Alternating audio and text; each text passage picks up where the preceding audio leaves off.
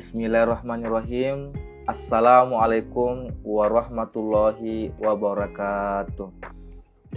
Alhamdulillahirabbil alamin. Allahumma shalli ala Muhammad wa ala ali Muhammad. Perkenalkan, nama saya Muhammad Yusuf SUD MPD. Saya salah satu dosen di program studi pendidikan guru pendidikan anak usia dini atau PG PAUD di Fakultas Keguruan dan Ilmu Pendidikan Universitas Muhammadiyah Palopo.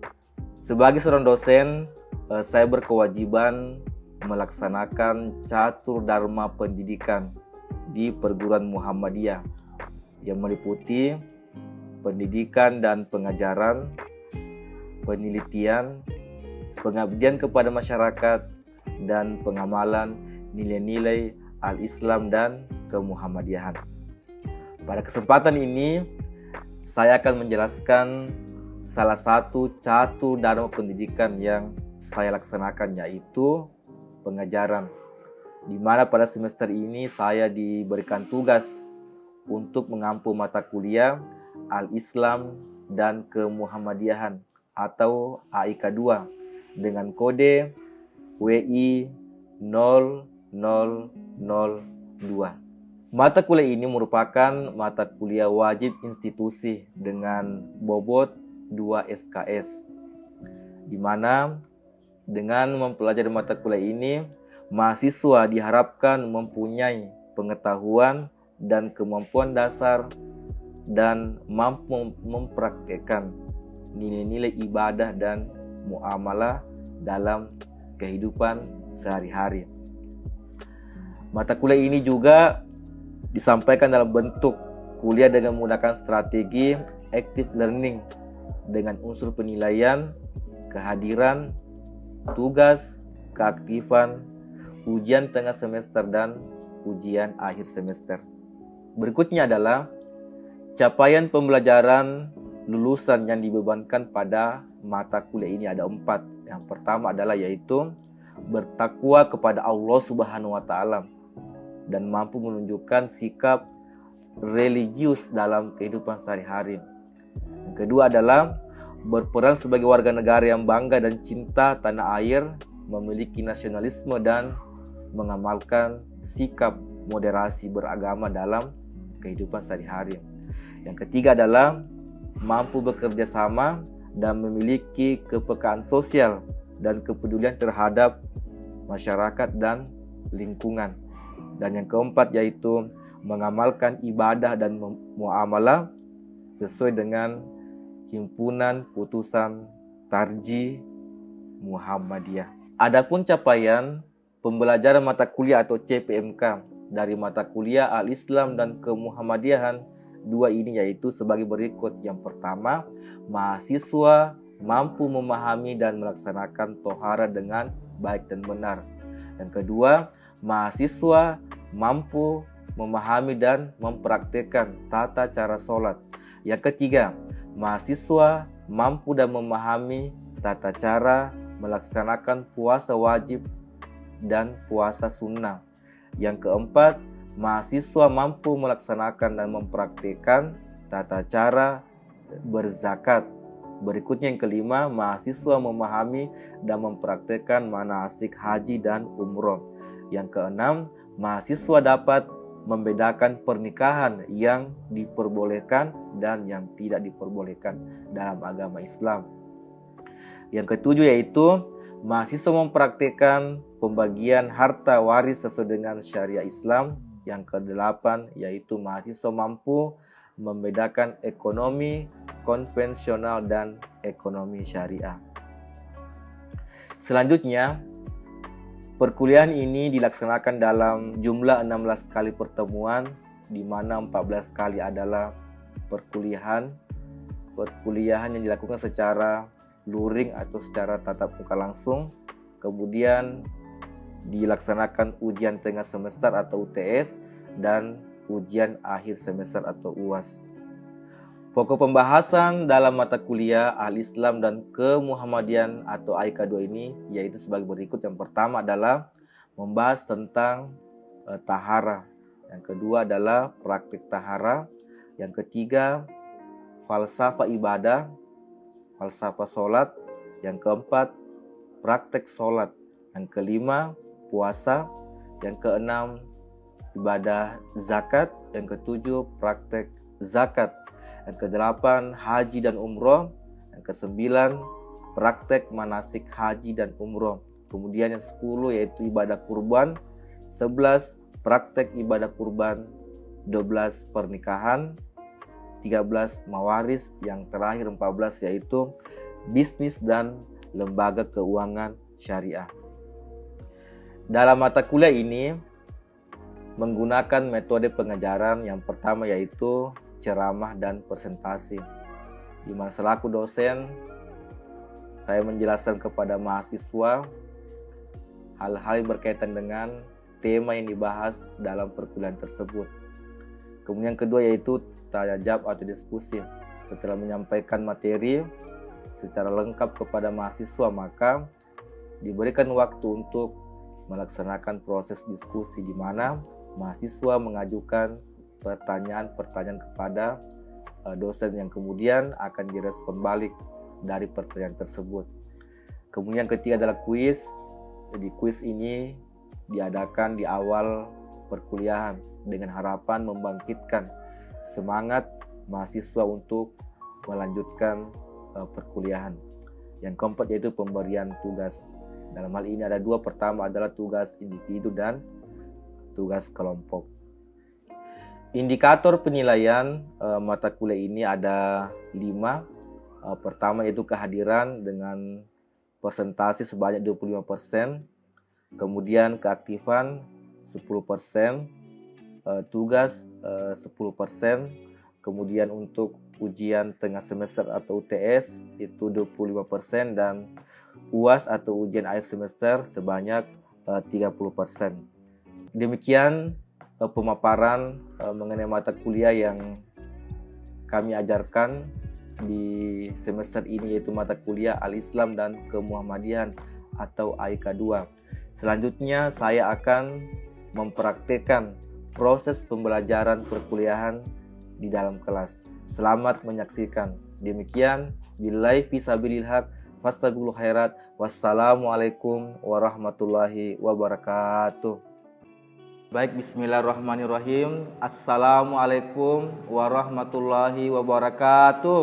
Waalaikumsalam warahmatullahi wabarakatuh. Bagaimana kabar hari ini? Ya baik, alhamdulillah. Allahumma sholli ala Muhammad wa ala ali Muhammad. Para mahasiswa dan mahasiswa yang saya banggakan, alhamdulillah atas izin Allah Subhanahu wa taala, pada sore ini kita kembali melanjutkan perkuliahan kita.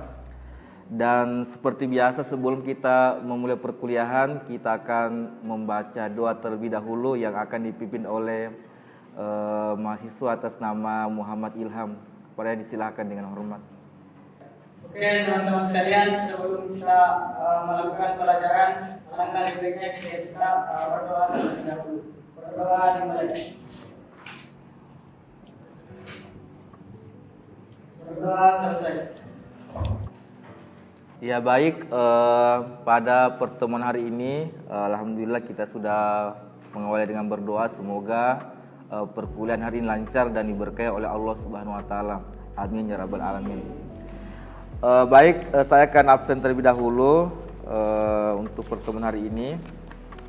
Ayu Lestari ada ya. Nur Anissa Barim ada ya. Mitsya Gil. Taufik Hidayat ada ya.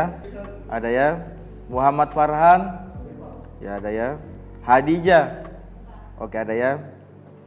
Oke, alhamdulillah hari ini kita sudah absen dan ya tidak hadir ya. Kita doakan semoga sehat dan bisa kita hadir lengkap ya pada pertemuan berikutnya.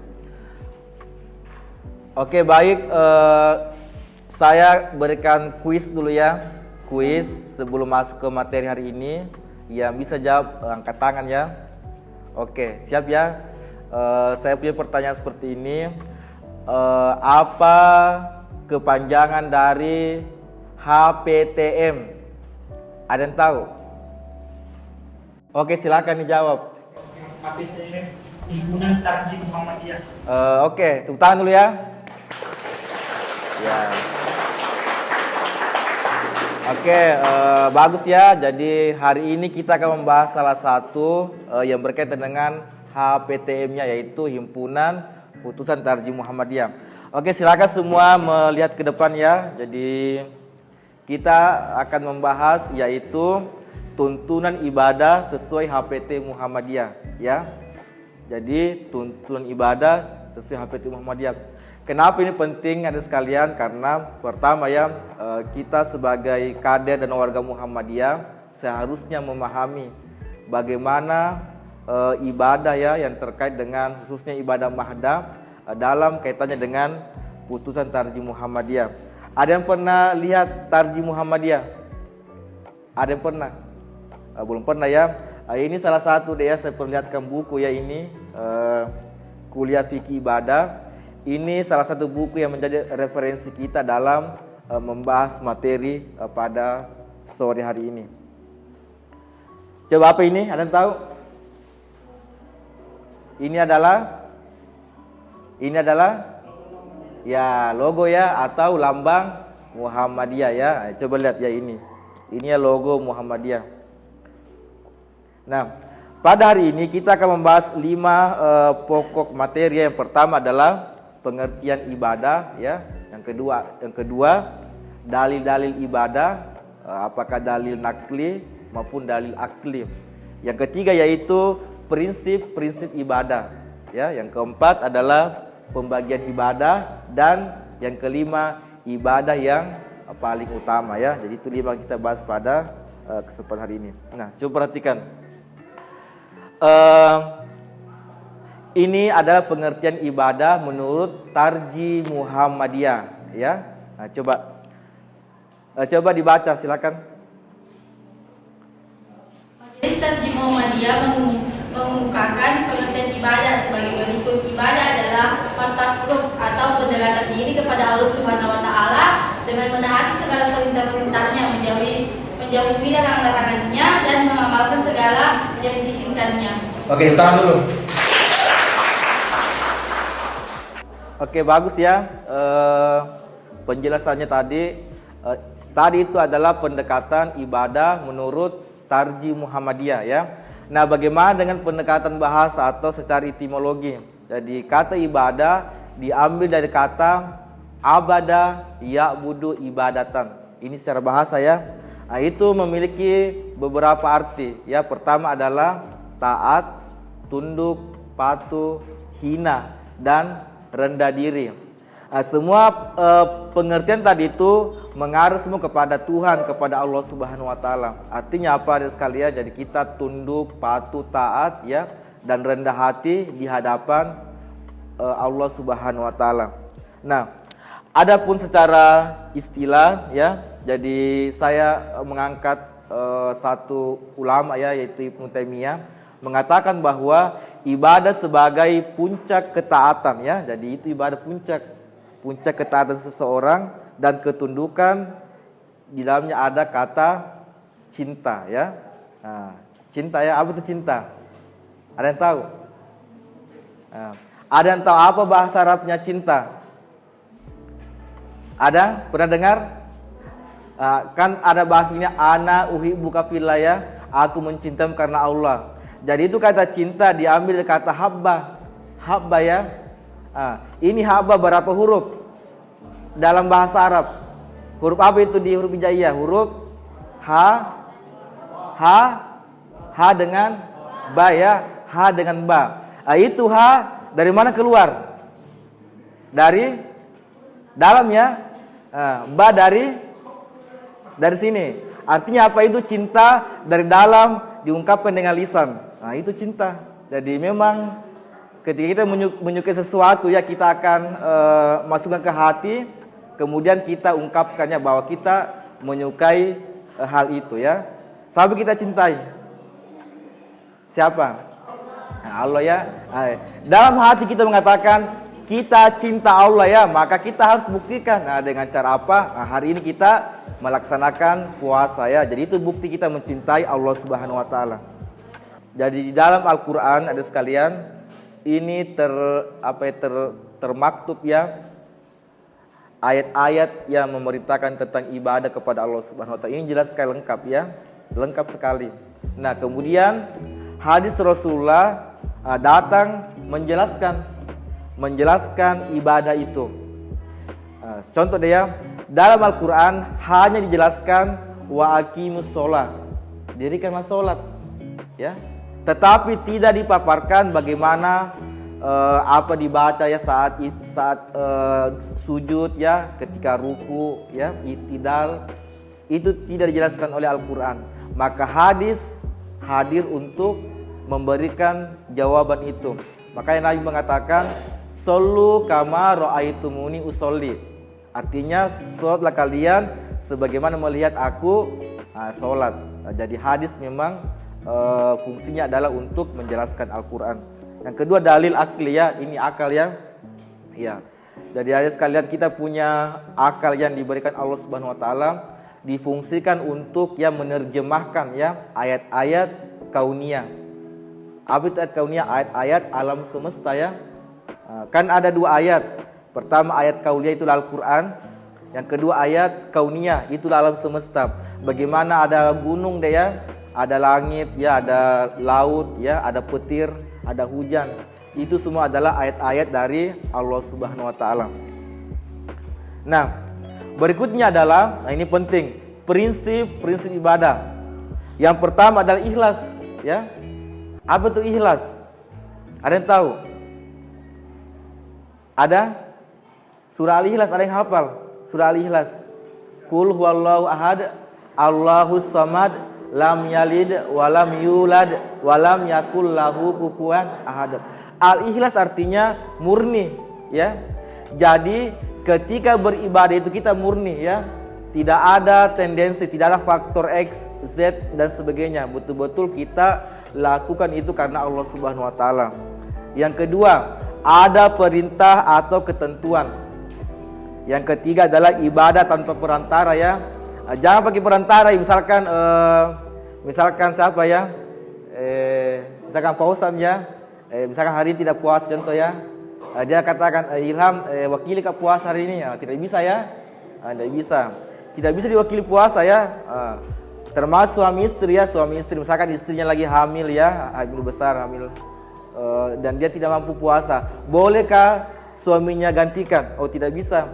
Tetapi istri boleh ya tidak puasa dengan catatan dia membayar namanya fidyah ya, seperti itu.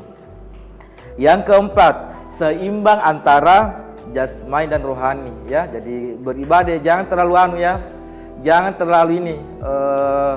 terlalu rohani sekali ya. Jadi tetap kita seimbangkan jasmani dan rohani. Yang kelima yaitu ittiba Rasulullah. Apa itu ittiba? Ikut ya. Jadi kita ikuti Rasulullah SAW. Berikutnya adalah pembagian ibadah ya. Jadi pembagian ibadah ada dua. Pertama ada ibadah umum dan ibadah khusus. Apa itu ibadah umum? Apa yang kita lakukan yang ada kaitannya dengan muamalah ya, kehidupan manusia. Misalkan seperti hari ini belajar ya, kita kuliah, itu adalah ibadah umum. Kita membantu orang, termasuk tersenyum ya, tersenyum, coba tersenyum semua. Itu adalah ibadah ya, ibadah dan dia masuk kategori sedekah ya. Ada cerita deh ya, ada cerita begini. Di masjid ya, di masjid itu kan biasa ada lewat apa itu, celengan ya. Jadi pas lewat ini celengan, itu teman yang satu dia hanya senyum begini ya, senyum di hadapan itu celengan. Berkata temannya, kenapa tidak kasih masuk uang? Dia bilang begini, kan sedekah adalah senyum ya, senyum sedekah ya. Jadi tidak usah kasih masuk uang. Dia tidak memahami maksudnya adalah ini sesama interaksi ya, bukan sesama benda ya, maksudnya benda mati. Tapi kalau ketemu orang kita berikan sedekah dengan senyuman ya. Jangan matoro ya. Ini bahasa kita matoro. Yang kedua adalah ibadah khusus. Ini akan kita bahas ya. Ini hari ini. Ibadah khusus ini adalah sekalian, ibadah yang memang jelas dalilnya, jelas waktunya, jelas caranya. Contoh sholat, ya. Berapa rakaat sholat? Berapa semua? 17 ya. 17 rakaat. Jadi sholat tidak bisa ditambah dan dikurangi kecuali jamaah kasar ya. Subuh 2 rakaat tidak bisa dirubah 1 rakaat, tidak bisa. Atau maghrib 1,5 tidak bisa. Dia 3 rakaat ya. Asar 4, duhur 4, isya 4. Itu maksudnya ibadah khusus. Termasuk juga tempat ya, misalkan haji ya. Di mana orang berhaji? Di Mekah ya. Jadi tidak boleh di Ka'bah ya, tidak boleh kita haji di Makassar, ya, atau di Suraku tidak bisa ya, atau di Masjid Agung, itu replika ya. Jadi salah satu-satunya tempat dia yang ditempati untuk melakukan ibadah haji itulah Masjidil Haram ya, di dalamnya ada Ka'bah Al-Mukarramah, ya. Termasuk juga adalah puasa Ramadan. Meskipun kita sangat berkeinginan dia ingin puasa terus, tetapi Allah hanya mewajibkan kita berpuasa pada bulan Ramadan ya. Maka bersyukurlah hari ini ya kita bisa merasakan puasa. Oke, berikutnya adalah ini. Ada sekalian ya, saya banggakan. Jadi kalau di rankingnya itu semua ibadah yang kita bahas tadi, ada zakat, puasa ya, berbakti sama orang tua dan sebagainya, maka ibadah yang paling tinggi ya, puncaknya itulah sholat. Ya, kalau mau di ranking ya, ada ranking 1, ranking 2, maka itulah sholat paling tinggi derajatnya. Kenapa? Kata Nabi, as-sholatu miftahul jannah. Ya, as-sholatu miftahul khair. Sholat adalah kunci surga, ya, kunci kebaikan. Meskipun ya kita banyak berbuat baik ya, kita baik sama orang ya, kita berzakat, kita mengaji, itu hanya mengantar ke pintu. Anggap ini pintu surga ya, tapi ini pintu terkunci. Dengan kita membawa amalan tadi itu, kira-kira bagaimana supaya masuk ini pintunya? Perlu apa itu? Perlu kunci, maka itulah sholat sebagai kunci. Jadi sholat inilah yang membuat terbukanya pintu surga. Ada juga orang begini berkata ya, saya kan sudah baik sama orang ya, saya sudah menolong orang ya, tetapi dia lupa akhlak paling tinggi. Dia memang baik sama orangnya, dia ini ya, suka menolong orang ya, membantu teman semuanya, tetapi dia lupa akhlak paling tinggi, yaitu akhlak kepada Allah Subhanahu wa taala, dan itu dilaksanakan lewat perintah sholat ya. Baik adik sekalian, demikian pembahasan kita hari ini. Selanjutnya saya buka sesi diskusi ya. Kalau ada hal yang ingin dipertanyakan, saya persilakan. Angkat tangan. Oke, silakan. Sebutkan nama ya. Assalamualaikum warahmatullahi wabarakatuh. Waalaikumsalam warahmatullahi wabarakatuh. Perkenalkan, nama saya Adria. Langsung saja, pertanyaan saya itu, mengapa bacaan sholat Muhammadiyah berbeda dengan bacaan sholat penuh? Oke, bagus ya. Oke, terima kasih Adelia. Pertanyaan bagus sekali ya, sangat relevan dengan materi hari ini yang membahas tentang ibadah.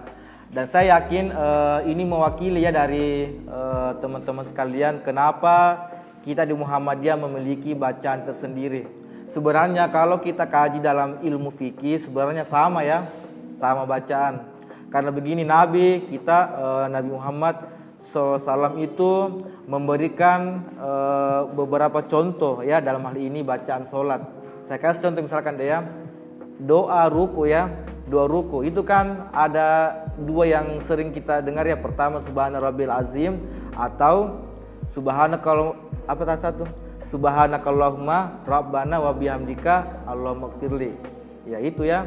Jadi boleh dua-duanya. Sebenarnya tidak berbeda, cuma kita bisa memilih. Ya, bisa memilih. Termasuk doa sujud. Boleh subhana rabbiyal a'la, subhana rabbiyal a'la, subhana rabbiyal a'la 3 kali, atau subhanakallahumma bihamdika allahumma gfirli. Ya. Sekira Adelia, sebenarnya kita di Muhammadiyah ya, khususnya di Perserikatan, kita berusaha mengamalkan ya dalil-dalil yang memang sahih, terutama ibadah. Jadi kita berusaha semaksimal mungkin untuk tidak menggunakan dalil yang lemah, doif ya, dalam beribadah. Namun tetap kita juga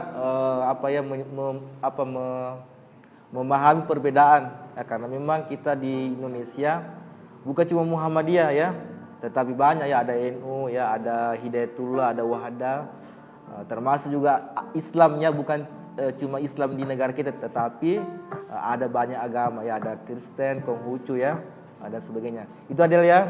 Jadi saya kira itu jawabannya. Mas Adi mungkin satu lagi ya dari silakan. Nama saya Muhammad Ferdi. Saya mau bertanya, bagaimana hukumnya orang yang tidur saat berpuasa, Ustaz? Oke, bagus ya pertanyaan dari Ferdin tadi mengenai salah satu kebiasaan kita ya di bulan Ramadan.